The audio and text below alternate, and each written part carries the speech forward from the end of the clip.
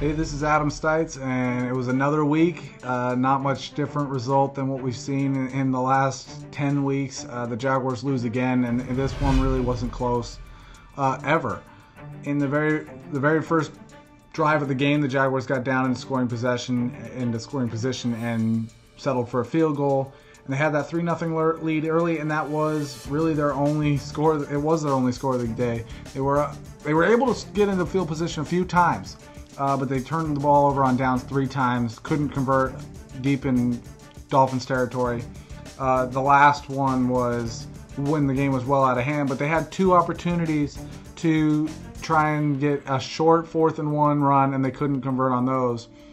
And it really could have been worse if the Dolphins were able to convert on their opportunities as well. The Dolphins got down, and they had a fake field goal attempt. There was a turnover that afforded the Jaguars the ball deep and narrow in territory.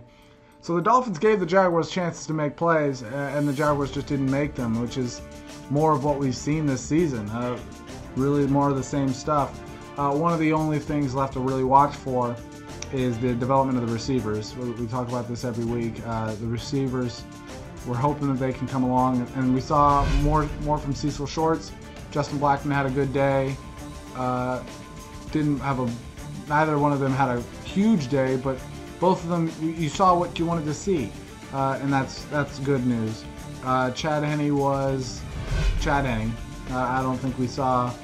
I don't think he was bad this week. He had some decent plays, but he never really did anything to really wow you, and he had a few missed throws, and took some sacks when he shouldn't have. But it wasn't a bad day from him. The defense hung in there early.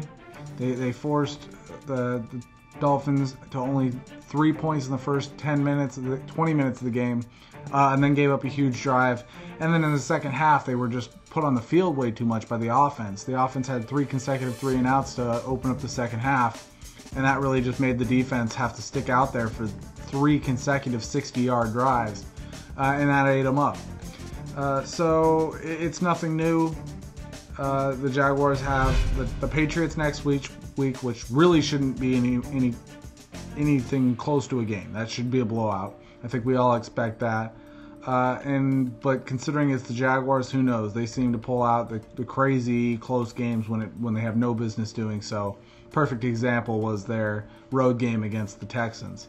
They really had no business being in that game, and that was the game that Chad Henne easily had his best game of the season, hooking up with Blackmon for well over 200 yards. So maybe we'll see a performance like that again against the Patriots. The more likely scenario is that we're going to see another blowout. And then we'll see if the Jaguars can get a win in their season finale against the Titans. They're well eliminated from everything except for contention for a top 3 pick, which is what we're looking at now. The Chiefs and the Raiders played today. This video will probably come out after that result, but that'll have a lot of impact on the Jaguars' draft position, and that's really what we're going to be looking at. A big thing to look at also was the amount of penalties. Jaguars really struggled with penalties this week. There were 10 double-digit penalties, which doesn't reflect very well on a coach who just a few days ago had a problem with players not wanting to be wearing pads at practice at Wednesday practices anymore because they think that they're contributing to injuries. That right there was a sign that he's losing control of this team, and now the team comes out this week and looks undisciplined, has a bunch of personal fouls.